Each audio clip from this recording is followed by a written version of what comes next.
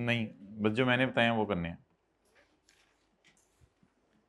मजा limited, a company incorporated in Pakistan was involved, ओ हो, क्राइम में इन्वॉल्व हो गया इन द फॉलोइंग ट्रांजेक्शन। अच्छा, इन फॉरेन करेंसी, पेज 502।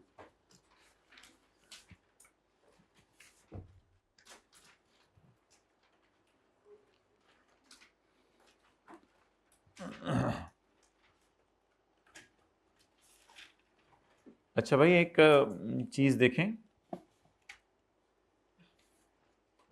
ऐसे भी तो एक्सचेंज रेट गिवन हो सकता है।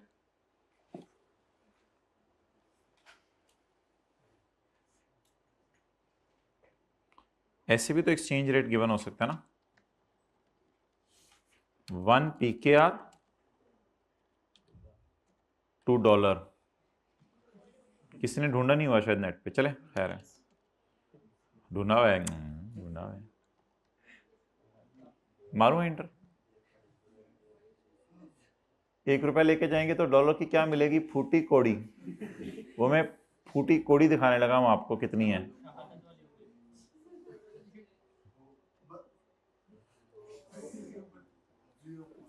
तो आपके $1 में बहुत ताकत है, इससे आप $0.0036 ले सकते हैं। क्लियर? अच्छा, ऐसे सवाल जब आया करेंगे ना, तो फिर हम मल्टीप्लाई नहीं किया करेंगे करेंसी को, फिर हम क्या किया करेंगे, डिवाइड किया करेंगे। बस ये थोड़ा सा ध्यान रखेंगे, ऐसे सवालों में हम मल्टीप्लाई नहीं किया करेंगे। इसकी थोड़ी सी प्रैक्टिस कर लेते हैं, फिर ये सवाल शुरू करते हैं।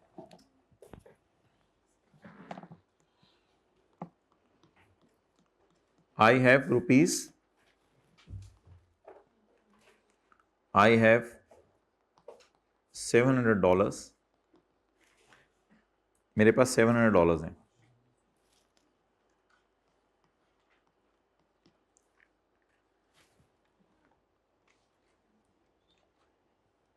$1 से $0.0036 मिलते हैं। अच्छा, पता कैसे चला करेगा, डिवाइड वाला सवाल आ गया है।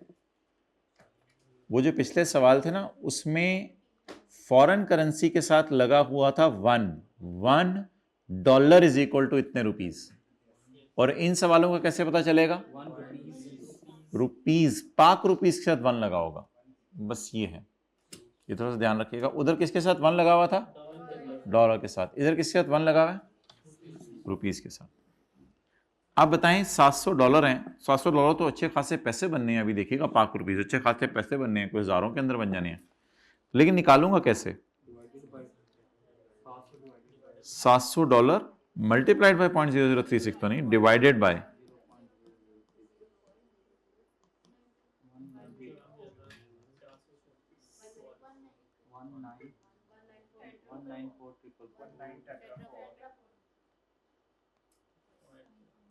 तो $2 लाख बन गया। $700 मेरे पास थे, ये कितने रुपए बन गए, $2 लाख बन गए।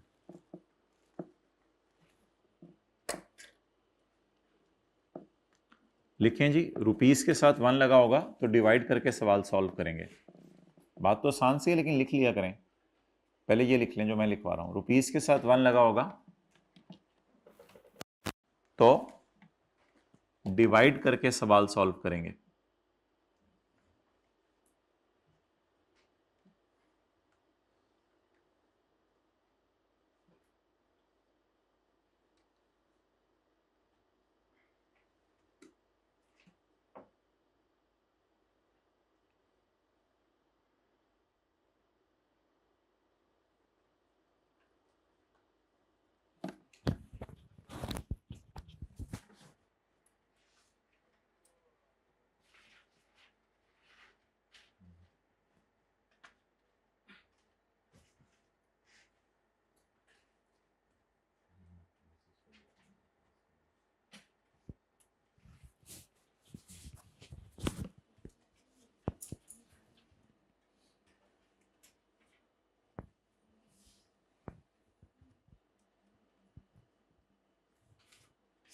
बोले बार बार, रुपीस के साथ अगर 1 लगा होगा तो डिवाइड करके सवाल सॉल्व करेंगे। पढ़ें जी अब सवाल।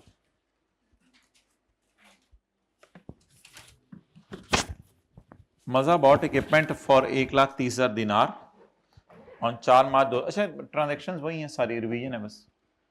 मजा बॉट इक्विपमेंट फॉर 1,30,000 दिनार ऑन मार्च 4 2018 एंड पेड फॉरन 25 अगस्त 2018। तो हमारे साल ही अल्लाह का शुक्र है प्लांट खरीदा और हमारे साल ही पेमेंट हो गई है। अब जरा रेट जाके देखना है, किसका देखना है?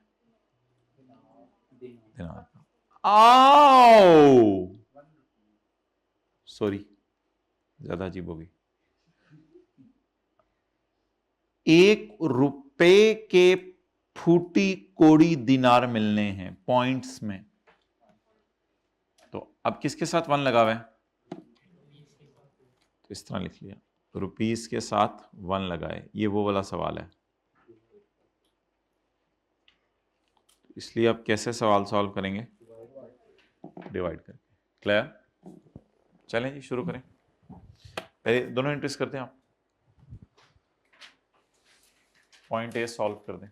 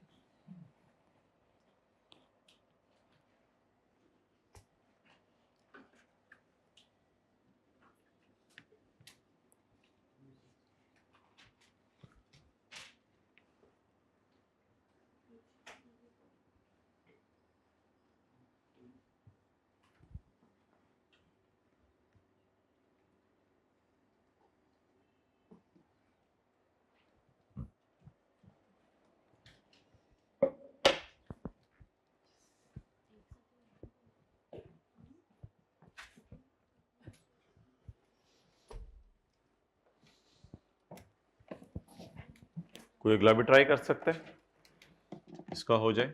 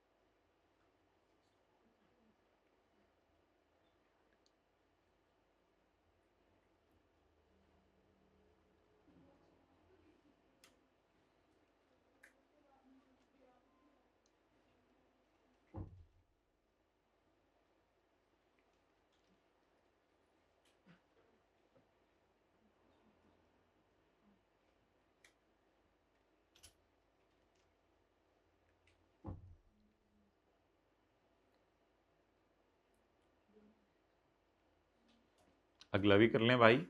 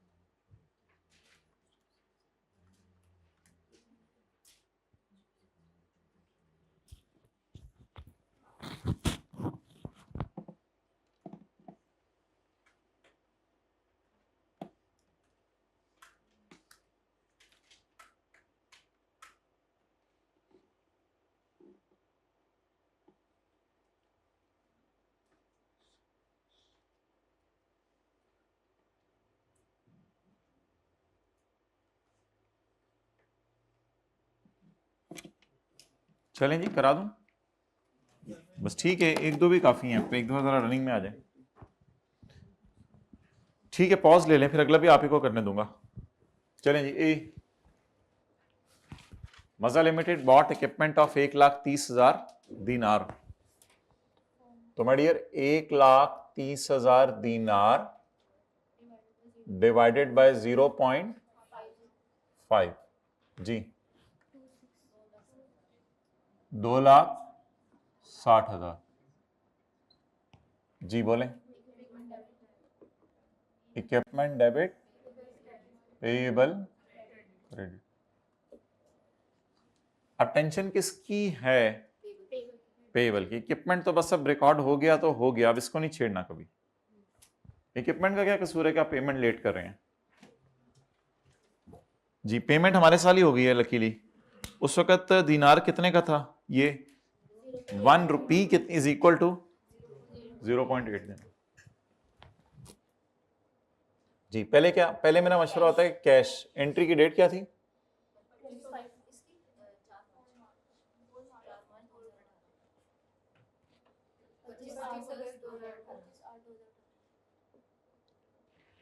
पहले कैश रिकॉर्ड किया करें।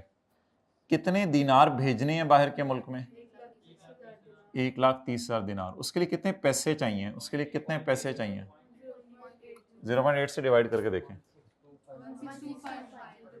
2500। पेएबल कितने पे रिकॉर्ड किया था?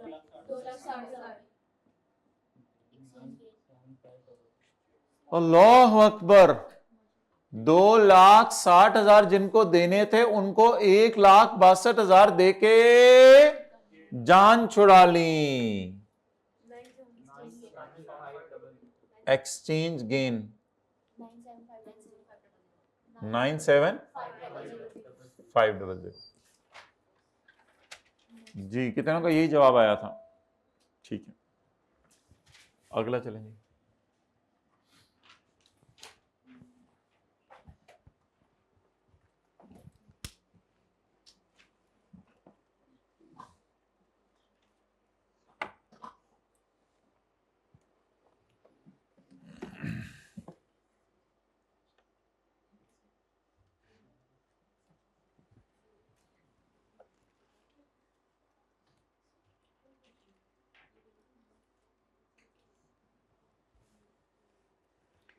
On February 27, 2018, Mazda Limited sold goods which had cost 46,000 for 476,000 kram. खरीदी कितने की थी? 40 और बेची कितने की? 476,000 kram to a company whose currency was krams, krams जो भी। The proceeds were received on 25 May 2018। अच्छा, एक फिगर तो ऑलरेडी पाक रुपीज में, ये चीजों की कॉस्ट है, तो फिर परपेचुअल सिस्टम वाली सेल की एंट्री कर देंगे। परपेचुअल सिस्टम वाली सेल की एंट्री कर देंगे। बोले जी। तारीख 27 फरवरी 2018। डेटा डेबिट सेल क्रेडिट 476,000 ये तो फुटी कोडी नहीं, इधर तो हमारी करेंसी को स्ट्रांग लग रही है जी।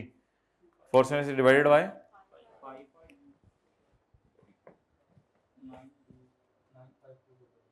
95,200।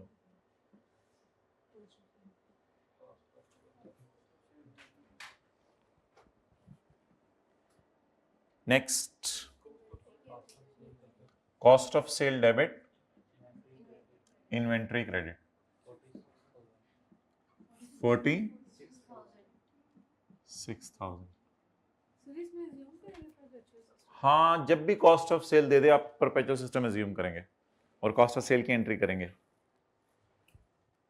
अच्छा जी, आगे अब टेंशन किसकी है? बस डेटर की। We are exposed to foreign currency risk और not? We are exposed to foreign currency risk or not?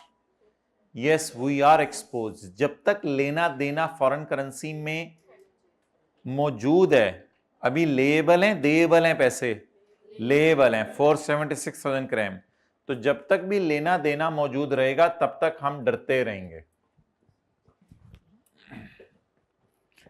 किस दिन भाईजान पैसे आ गए हमारे पास? 25 मई 2018। कितने पैसे आए? पहले पहले पहले कैश लिखा करें, बस ये आदत डाल लें, पहले कैश लिख लिया करें। 476,000 डिवाइडेड बाय 6.8।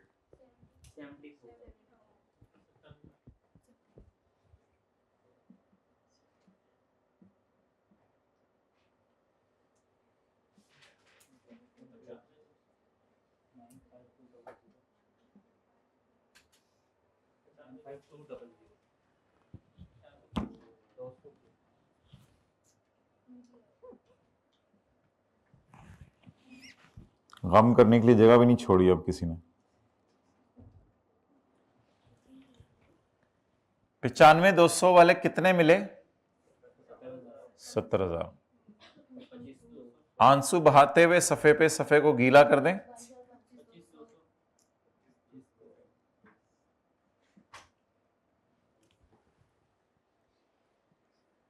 और इसी गम में जर्नल एंट्री लिख लें।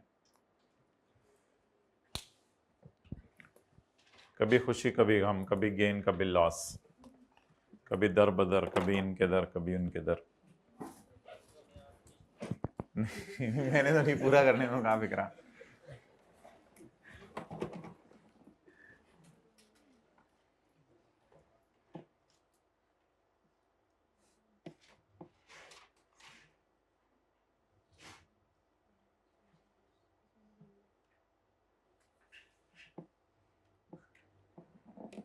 चलें जी अगली एंट्रीज।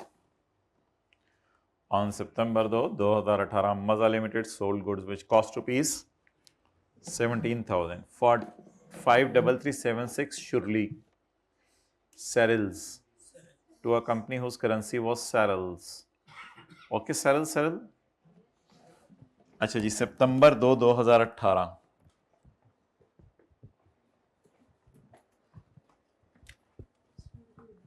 दो सितंबर 2018 बोले जी। डिटूर debit sale credit.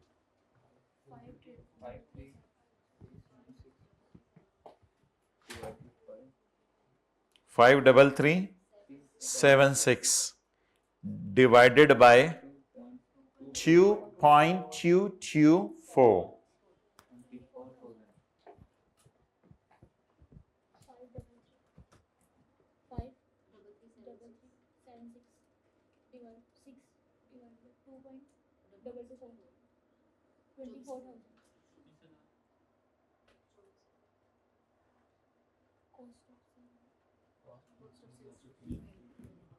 Cost of sale debit inventory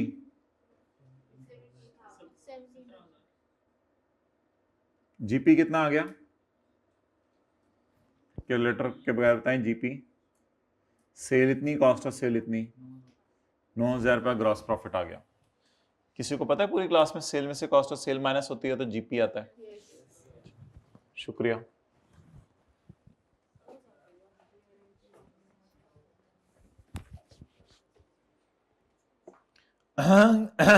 करके आगे चलें। ओ पेमेंट तो अगले साल हो रही है, क्या करें आप? ईयर एंड है तो क्या करेंगे? वर्सेस वाली कैलकुलेशन से गुजार लें।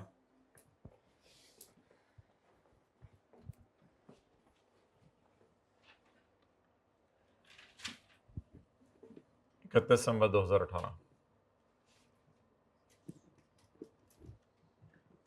जी। 5 डिवाइडेड बाय अगले साल का एक्सचेंज रेट उसने परेशान करने के लिए दिया है।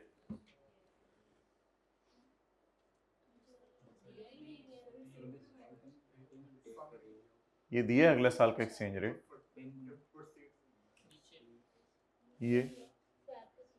ये अगले साल का एक्सचेंज रेट दिया है उसने, तो इसलिए ये अगले साल का एक्सचेंज रेट हमने नहीं लेना क्योंकि हमारे साल की एंट्रीज हैं,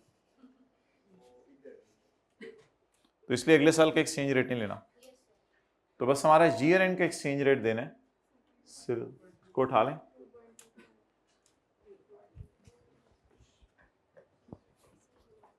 $2.250। ये बताएं कैश आया या गया? नहीं, वर्सेस वाली कैलकुलेशन करना, कैश तो अगले साल आना है। अच्छा कोई मुझे ये बताए कि 24,000 वाला डेटर कितने दे गया? दे नहीं गया, यानी कि इस पे चला गया। आप बताएं 24,000 जिससे मिलने थे उससे शायद कितने मिले?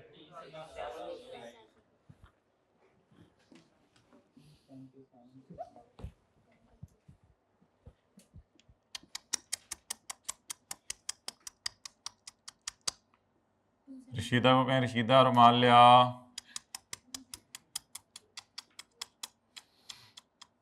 मैं क्या सी बाहर दे मुल्क ना बेच, हुण सिमसन ਨੂੰ चीज़ां ਵੇਚੀਆਂ ਨੇ, ਹੁਣ ਵੇਖ ਕੀ ਹੁੰਦੀ ਤੇਰੇ ਨਾਲ। ਹਲੇ ਤੇ ਪੈਸੇ ਵੀ ਨਹੀਂ ਆਏ, ਜਦੋਂ ਅਗਲੇ ਸਾਲ ਪੈਸੇ ਆਣੇ ਉਦੋਂ ਪਤਾ ਨਹੀਂ ਕੀ ਬਣੇਗਾ। सारे टिश्यू पेपर मुका छड़े ने रो रो।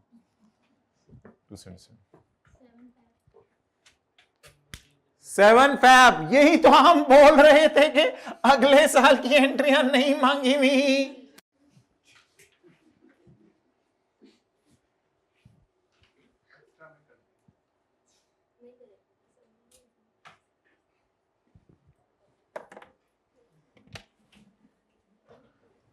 अगले साल की एंट्रीज नहीं करनी।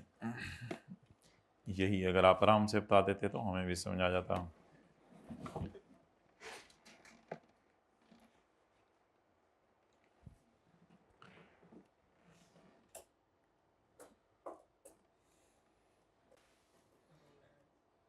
जी कितने रोनाल्डो बोरो किए हमने?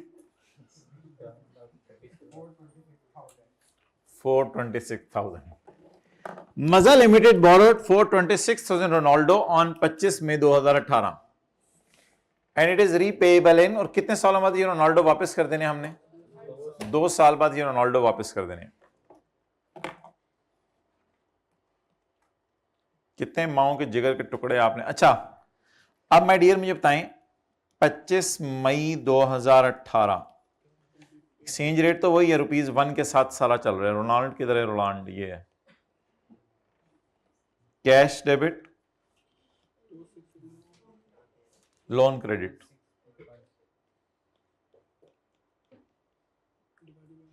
Divided by 1.62652.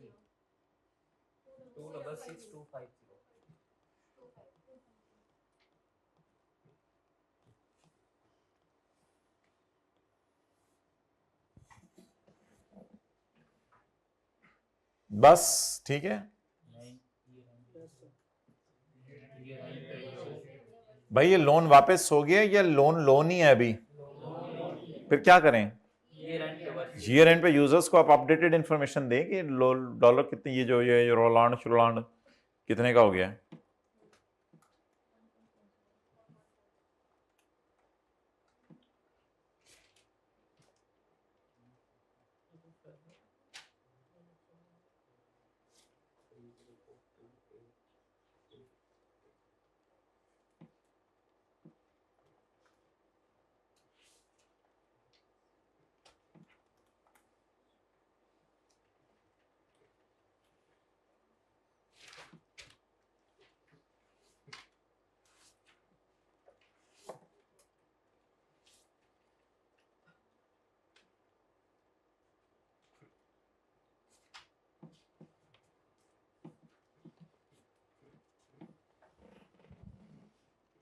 अच्छा जी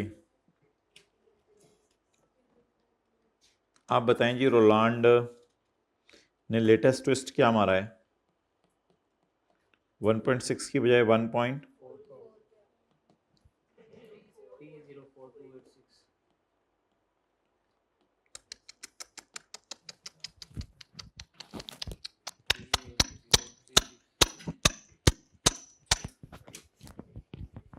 2,66,000 वाले को कितने देने हैं? 3,04,000।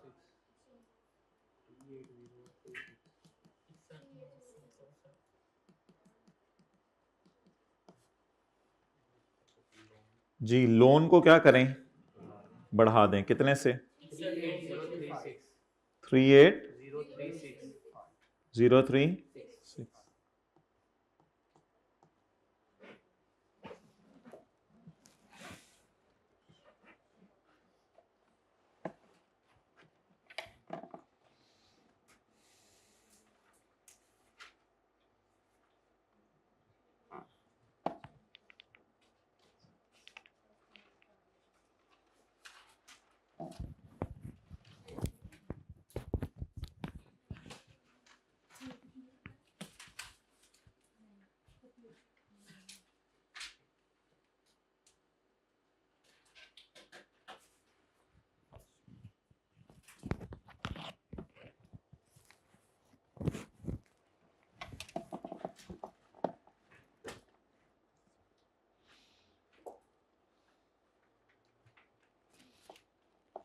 चलें अब थोड़ी FAIR 1 की रिवीजन।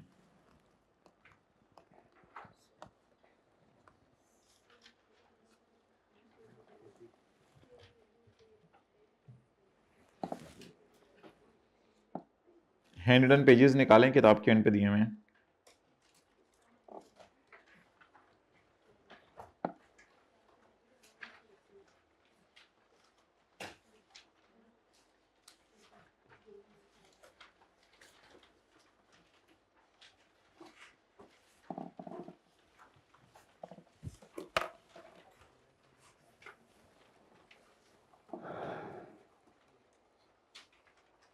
इसमें ढूंढे IS 21।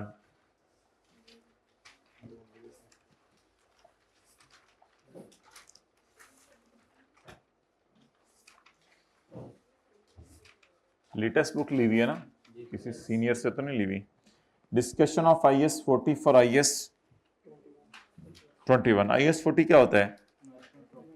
लैंड एंड बिल्डिंग या लैंड और बिल्डिंग। अगर बेचने के लिए है तो IS 2, अगर एडमिन पर्पस के लिए है तो, और अगर रेंटल या और कैपिटल एप्रिसिएशन के लिए तो IS 40।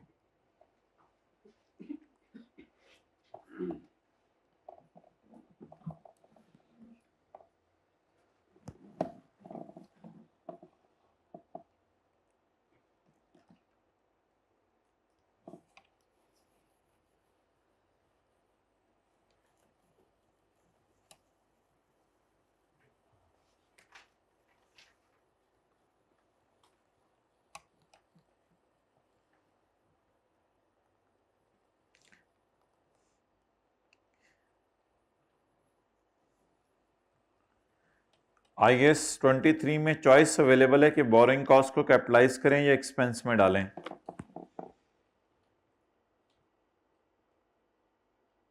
जी बताएं। चॉइस नहीं अवेलेबल। बोरिंग कॉस्ट को आपने क्या करना होता है क्वालिफाइंग एसेट के लिए?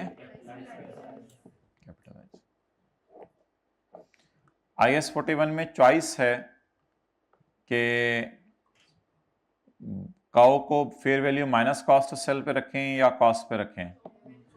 कोई चॉइस नहीं है, fair value minus cost of sale पे रखना है। हाँ अगर फेयर वैल्यू नहीं पता चली वो और बात है, तो वो चॉइस वाली बात नहीं है, वो मजबूरी है, वो चॉइस नहीं है। मर्जी है कि इन्वेंट्री को FIFO पे रखें या वेटेड एवरेज पे रखें, चॉइस अवेलेबल है। ठीक है, मर्जी है कि स्टॉक को ईयर एंड पे कॉस्ट पे रखें या NRV पे रखें, मर्जी नहीं है, चॉइस नहीं है, दोनों में से। तो कुछ स्टैंडर्ड्स में मर्जी चलेगी जहां चॉइस अवेलेबल होगी, जहां चॉइस अवेलेबल नहीं होगी वहां। अब जिंदगी भी इसी तरह है, तो थोड़ा समझ जाया करें, जिंदगी में कभी चॉइस मिल जाती है कभी नहीं मिलती। जब मिल गई तो ठीक है, नहीं मिली तो कोई मसला नहीं। तो ये बहुत गहरी बात। अच्छा हाँ, लैंड एंड बिल्डिंग इज, अब इस स्टैंडर्ड में मैं कह रहा था आपको चॉइस अवेलेबल है, या आप चीजों को किस पे रख सकते हैं? कॉस्ट मॉडल पे, या किस पे रख सकते हैं? फेयर वैल्यू मॉडल पे। कॉस्ट मॉडल पे रखेंगे तो डेप्रीशिएट करना है, फेयर वैल्यू पे रखेंगे तो डेप्रीशिएट नहीं करना बल्कि फेयर वैल्यू पे रखना। IS 16 और इसके फेयर वैल्यू मॉडल में यह फर्क है कि IS 16 और IS 38 में उसका नाम रिवैल्यूएशन मॉडल है और इसका नाम फेयर वैल्यू मॉडल है। IS जो 16 और 38 है उसमें जब रिवैल्यूएशन मॉडल फॉलो होता है तो डेप्रिसिएशन भी चार्ज होती है। इसमें जब फेयर वैल्यू मॉडल फॉलो होता है तो डेप्रिसिएशन चार्ज नहीं होती। ये असल में फर्क था। अब land and building is purchase on जकम January 2011 for ₹70 including land. Land इसमें कितनी है माय डियर? 30 की। Life of building is 10 years, fair value of property is 95। फिलहाल मैं कॉस्ट मॉडल यूज कर रहा हूं।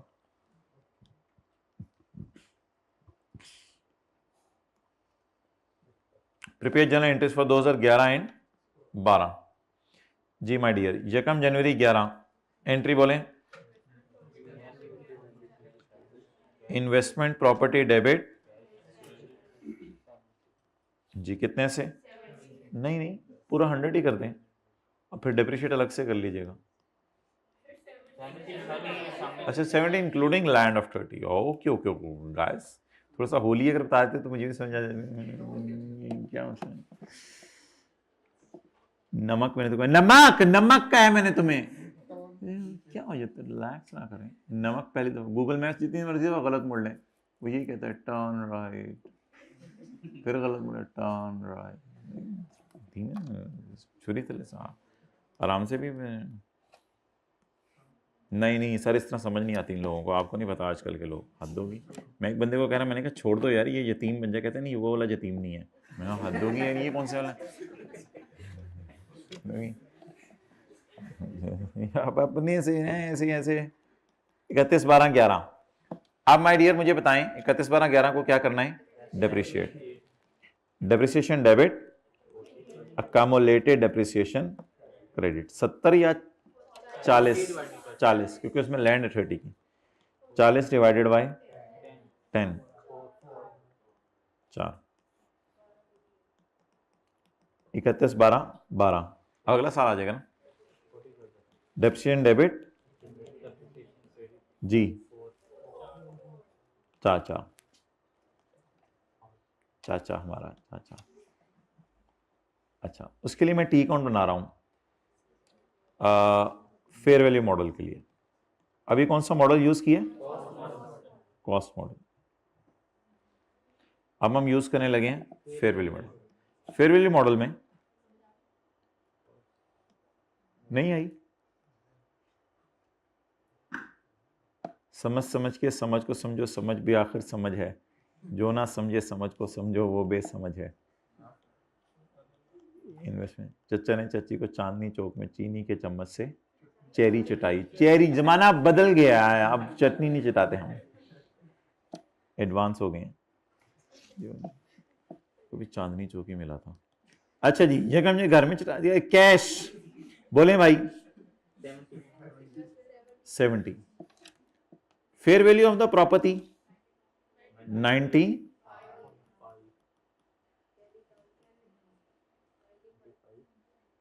चचा तो चची को चटनी चटा रहे थे पर तू क्यों गाड़ी में देख रहा था? अच्छा जी 95। माने ना माने जिंदगी में कभी ना कभी आप भी जातियां मार रहे होते हैं। ये तो बात आ जाया करें। आप लोग को क्या क्या कौन लिफाफे में क्या घर में लेके आ रहा है, किसने क्या चीज डाली हुई है, कौन क्या कर रहा है, कौन साथ वाले ही कुछ लेके आ जाए फोन देखने लगे। भाई कह रहे नजरें अंदर ही चली जाती मुझे बहुत ज्यादा हो गई है। तो 70 वाली प्रॉपर्टी कितने की होगी? 95 की। चलें P&L मैं फिलहाल लिख रहा हूं। फेयर वैल्यू गेन बैलेंसिंग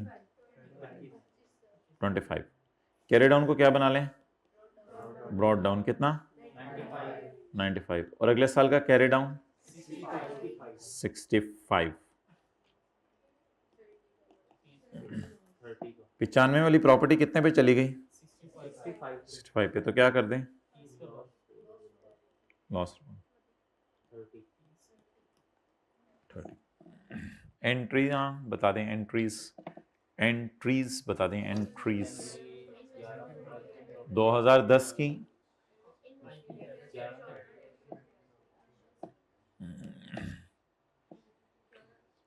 जी, यकम जनवरी 11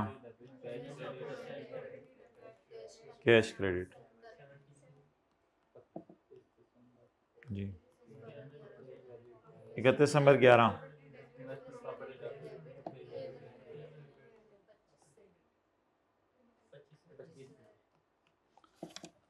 अब अगला साल शुरू करें 2012 fair value loss debit P&L debit और इसमें प्रॉपर्टी क्रेडिट कितने से 30 से। चलें जी 1 मिनट लगाएं, नोट कर लें रजिस्टर पे। या आप लोग ऐसे कहते हैं जैसे मैंने अपने घर के लिए आपको कहा है कि आज फ्रूट चाट के लिए फ्रूट लेके आए।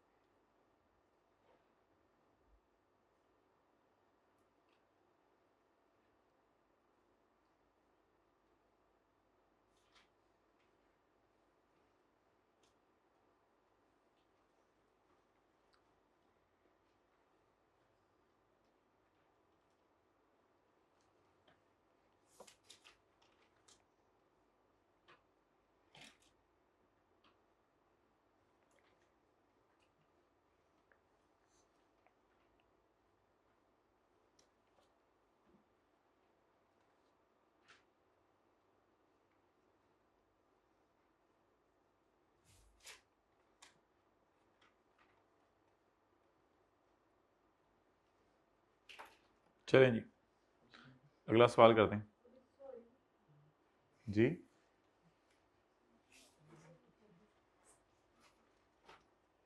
ये वाला कॉस्ट मॉडल है और ये मेरे करीब वाला फेयर वैल्यू मॉडल है, आपके करीब वाला कॉस्ट मॉडल है।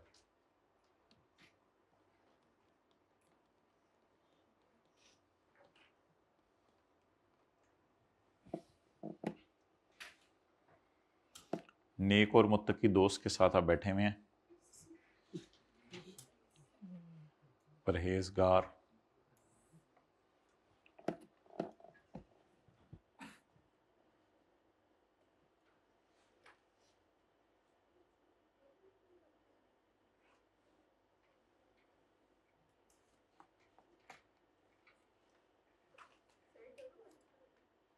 अगला सवाल कर लें एग्जाम्पल 2।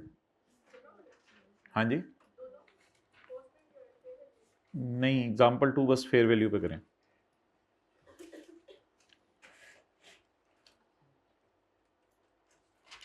लाइफ भी नहीं दी भी ना।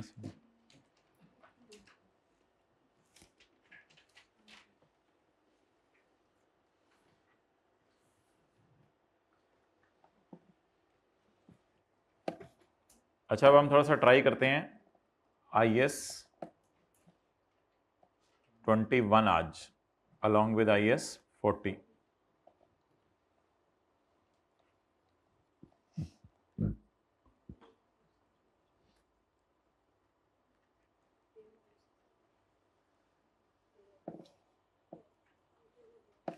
Can monkey be a biological asset? Yes, if it is for sale. बात खत्म करें, इस बात को फैलाया ना करें, ठीक है।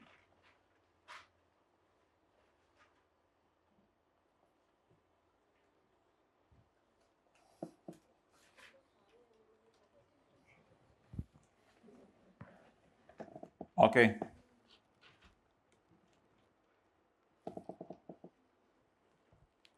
We purchased a property in USA for capital appreciation.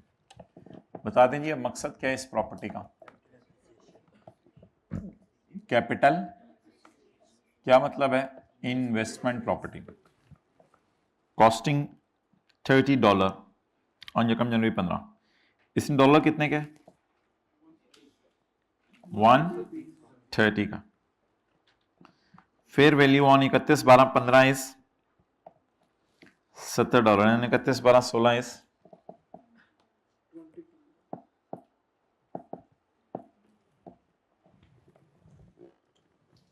अच्छा। इसी किसी के जहन में सवाल आया तो होगा नहीं, ये मैंने आने वाले दिनों में डिस्कस करना था, लेकिन आने को आ भी सकता है कि ये इन्वेस्टमेंट प्रॉपर्टी है, नॉन मनी टाइप चीज़ है, ये मनी तो है नहीं, तो ईयर एंड पे इसको क्यों फिर भाई वो इस वजह से नहीं गुजार रहे कि IAS 21 है, इस पर तो IAS 40 लगता है ना।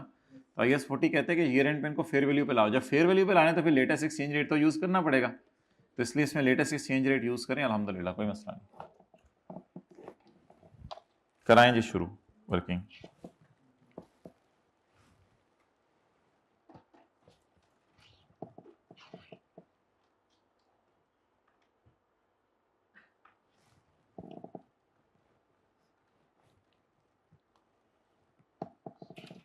जी, इन्वेस्टमेंट प्रॉपर्टी 1 जनवरी 15 कैश।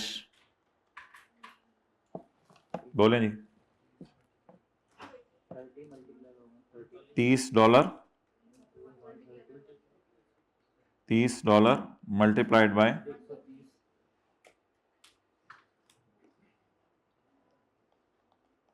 100। जी बोले 3900।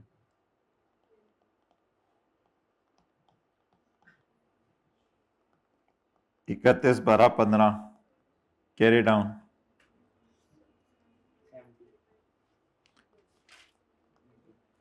माशाल्लाह प्रॉपर्टी ने बड़ा रंग निकाला है। $30 की खरीदी थी, $70 की हो गई है। डॉलर भी थोड़ा नहीं, वो भी आगे आगे जा रहा है। रुपीस के साथ 1 लगा हुआ है या डॉलर के साथ 1 लगा हुआ है? मल्टीप्लाई वाला सवाल है, डिवाइड वाला सवाल है? मल्टीप्लाई वाला। 9450। डॉट आपको नजर आ रहा होता है? यानी कहा मैं फिगर लिखना चाह रहा हूं। 9450।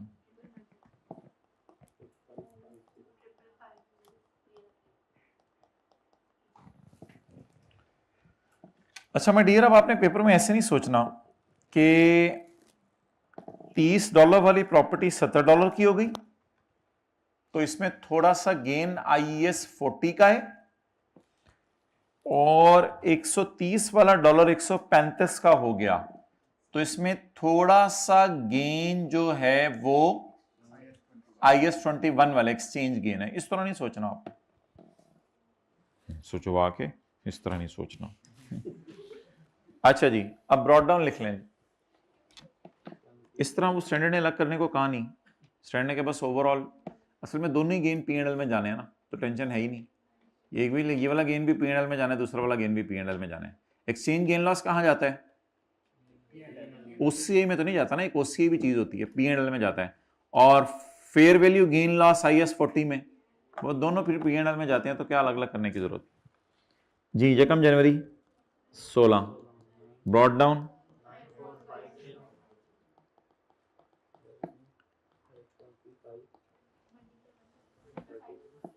जी 20 into 132 3300 6150।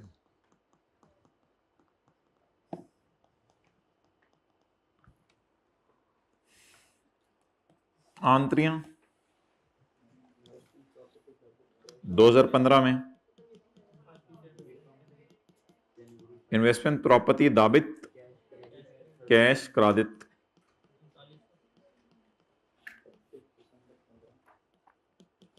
31/12/15 P&L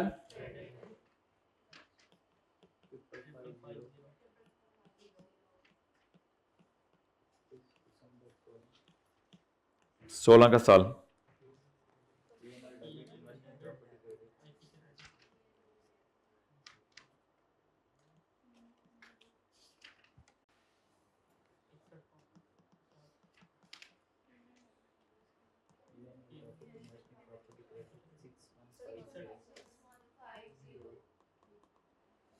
six 6150।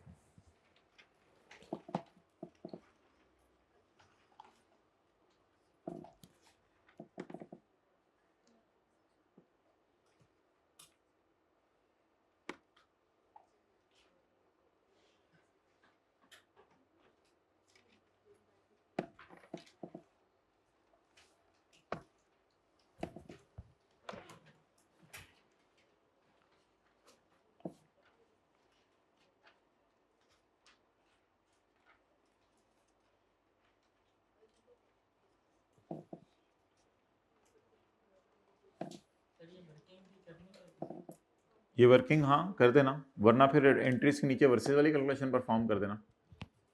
तो आपकी मर्जी है, जैसे मर्जी करना।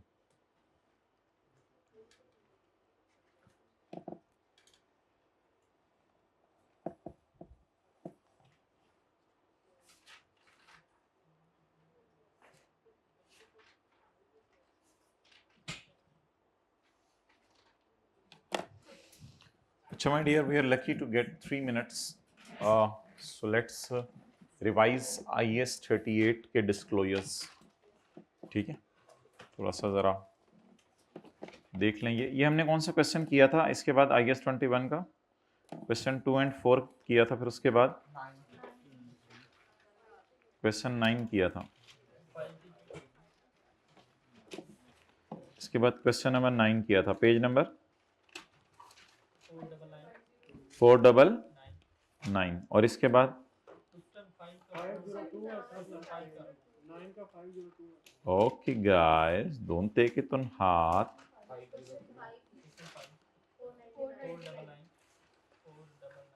ये कौन सा क्वेश्चन था? तो ये तो इधर ही हो गया ना, ठीक है।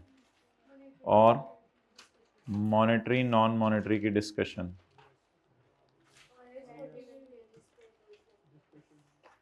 और hand written page, hand and page complete कर लिया ना बस। अच्छा, पेज 1। उसके बाद होमवर्क में क्वेश्चन नंबर ओ भाई 60, 70, 80, ये छोटे से सवाल हैं। 6, 7, 8, 500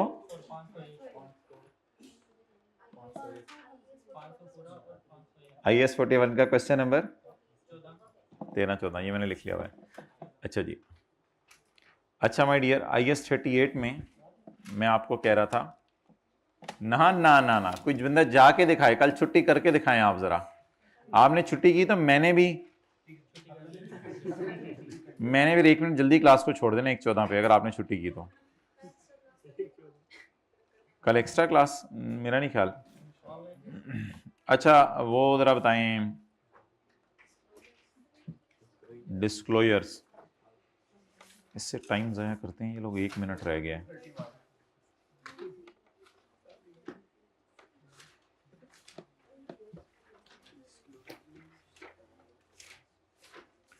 IAS 38, तकिया रख दें साथ वाले के गले के पीछे, उसको थोड़ा सा ज़रा रिलैक्स करा दें। पेज 230, अपनी बाजू रख दें उसके लिए, इतना तो थोड़ा सा रहम दिल बने ना। तो पहले तो हमने कहा था कि ग्रुपिंग करनी है इंटेंजिबल्स की, brands, mastheads, publishing titles, computer software. जरा आईकैप की पब्लिश्ड फाइनेंशियल स्टेटमेंट्स जो एक हैं, आईकैप की तो नहीं है वो बेसिकली, लेकिन इलस्ट्रेटिव हैं। इसमें जाके जरा देखते हैं कि IS 38 का नोट कहां पे आ रहा है। उसके लिए माय डियर हमें ऊपर जाना पड़ेगा, दुनिया में ही ऊपर जाना पड़ेगा। तो बैलेंस शीट में आके हम देखते हैं कि इसने इनटेंजिबल्स का नोट कहां बनाया हुआ है। देखिए ये बड़ी मज़े की सैर है, ये सैर करने में मज़ा आता है, क्योंकि सैर तो सैर है। सैर में रास्ते में बहुत कुछ आता है, कुछ से नज़रों की हिफाजत करनी होती है और कुछ को देख लेना होता है। अच्छा, अब सैर करते करते हम जा रहे हैं बैलेंस शीट की तरफ। जब कभी बैलेंस शीट आएगी तब मैं भी बोलना बंद कर दूंगा। तो बैलेंस शीट आते आते तक हम सैर करेंगे। ਉਹ ਤੁਹਾਡੀ ਮਿਹਰਬਾਨੀ बैलेंस शीट लंघ भी गई भाईजान, यू टर्न ले लो, ਤੁਹਾਡੀ ਮਿਹਰਬਾਨੀ। ਇਹ ਕੀ ਲੰਘਿਆ? ओ बैलेंस शीटा इंटेंजिबल नोट नंबर 7 बायोलॉजिकल एस्टा note number 9 okay note number 7 उते उते राह च गुजरिया सी नोट 7 उत्थे ही रुक जाना सी। रशीद तू सही मंड के गड्डी चलाने, नोट नंबर 7 ते आ जाओ, ਤੁਹਾਡੀ ਮਿਹਰਬਾਨੀ। नोट नंबर 7 नोट नंबर 3 से होते हुए नोट नंबर 4 की तरफ जा रहे हैं और रास्ते में नोट नंबर नोट नंबर 3 पे हैं। नोट नंबर 3 से होते हुए नोट नंबर 4 पे गए और नोट नंबर 4 से होते हुए नोट नंबर 5 पे गए, नोट नंबर 5 पे गए तो नोट नंबर 6 पे जाते हुए नोट नंबर 7 तक आते आते क्लास का टाइम खत्म हो गया। हमने एक्स्ट्रा टाइम बोरो किया बच्चों से। Note number 7. Oh, goodwill, computer software, trademarks, cost, cumulative Xinjiang Wang. The goodwill is considered to have an indefinite life. Computer software relate to falan falan. Group software was pledged as security. Achha, for a loan from the parent company obtained during the year. Group signed an agreement to acquire a patent from the entity A on 15 May. The group has no contractual commitment for acquisition of intangible assets. Amortization for the period is as follows. The carrying amount of ceramics manufacturing and trading cash generating unit has been reduced to its recoverable amount. So there is an impairment loss. And ceramic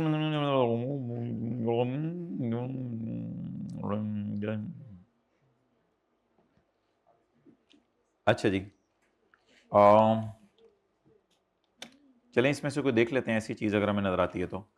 एक तो intangibles के आपने types हैं disclosures में, उसके बाद ये बताना है कि उनकी लाइफ इनडेफिनिट है, फाइनाइट है, वो तो आप वहीं बता देते हैं ना नोट के नीचे दुम में। फिर उसके बाद अमोर्टाइजेशन मेथड भी वहीं बता देते हैं, ग्रॉस कैरिंग अमाउंट भी वहीं आ जाती है वो जो नोट के अंदर। Line items of P&L in which amortisation is included, ये P&L के फेस स्पेशल में आ जाती है, सेलिंग एडमिन में कहीं छुपी होती है अमोर्टाइजेशन वगैरह। और ये तो रिकॉन, ये तो वैसे ही नोट के ऊपर आती है। तो फिर एडिशनल डिस्क्लोजर कौन से हैं जिनकी अंग्रेजी लिखनी है, ऐसे कंधा कर, एडिशनल डिस्क्लोजर कौन से हैं जिनकी अंग्रेजी लिखनी है, चपेट मारनी है, मैंने जो कहा था वो करना था। For intangible asset having indefinite life, the carrying amount of asset, the reasons, and giving reasons entry shall discuss the factors that played a role. reasons बतानी है आपने, इसने कोई रीजन बताई हुई है। The goodwill is considered to have indefinite life whereas computer softwares have finite life. पर reason नहीं बताई हुई। गुडविल के असल में शायद लोगों को पता ही है इनडेफिनेट लाइफ क्यों होती है गुडविल की, तो रीजंस बता दें यूजर्स को। और उसके बाद description, carrying amount and remaining amortisation period of individual asset that is material. कोई इंडिविजुअल एसेट इनकी नज़र में मटेरियल नहीं था, इसलिए इन्होंने कोई ऐसा डिस्क्लोजर दिया नहीं कि इंडिविजुअल एसेट हमारा कोई मटेरियल है ऑर्गेनाइजेशन के लिए। चलो आगे। For intangibles by way of government grant, वो कोई है नहीं। Existence of intangible whose title is restricted and who are pledged as security, ये इन्होंने दिया है डिस्क्लोजर। ये नोट बना के ना नीचे नोट की दुम में इन्होंने डाला है ग्रुप सॉफ्टवेयर्स वर प्लेज्ड एज सिक्योरिटी, सिर्फ सॉफ्टवेयर, ट्रेडमार्क्स और गुडविल नहीं, ग्रुप सॉफ्टवेयर वर प्लेज्ड एज सिक्योरिटी। समझ आ रही है थोड़ी थोड़ी बात ये क्या मतलब है इस बात का, ठीक है। और amount of contractual commitments for acquisition of intangible assets, ये पैरा 122 है ना, तो देखें इसने यहां लिखा हुआ है पैरा 122। तो in December group signed an agreement to acquire a patent from entity A, the group had no other contractual commitments for acquisition, और इसके अलावा कोई नहीं है, बस एक वादा किया हुआ है किसी से हमने चीज लेनी है। तो कुछ समझ आ गया ये डिस्क्लोजर कैसे बनते हैं। ये कल IS 41 में भी ये बताया था, नोट की दुम की फॉर्म पे आ जाते हैं। तो अगर कभी पेपर में लफ्ज लिखा हुआ आए और टेस्ट के अंदर ये था, टेस्ट में पूछा हुआ था कि रिसर्च है उसका डिस्क्लोजर देना है, तो एक दो बच्चों ने मटेरियल इमटेरियल का लफ्ज लिखा है, तो यहाँ पे लिखा नहीं हुआ है सच मटेरियल इमटेरियल का लफ्ज, तो आपको लिखने की जरूरत नहीं थी पेपर में, आपको बस लिखना चाहिए था an entity shall disclose the aggregate amount of research recognised as an expense during the period. ये बस लिख के आना था। क्वेश्चन 2 था शायद टेस्ट में, उसके जवाब में आपने ये लाइन लिख के आनी थी।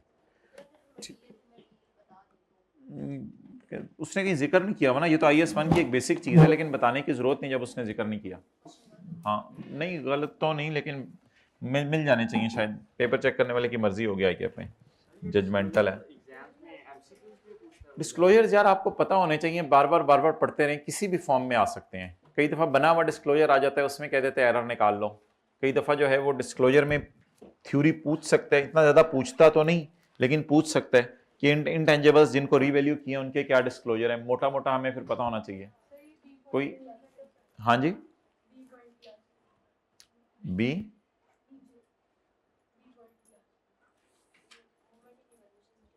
हाँ, ये तो रिवैल्यूएशन सरप्लस की मूवमेंट है, the movement in revaluation surplus, opening surplus rose during the year और क्लोजिंग। ठीक है, क्लास खत्म होगी, क्लास तो क्लोज कर दो ना। हाँ जी बोले।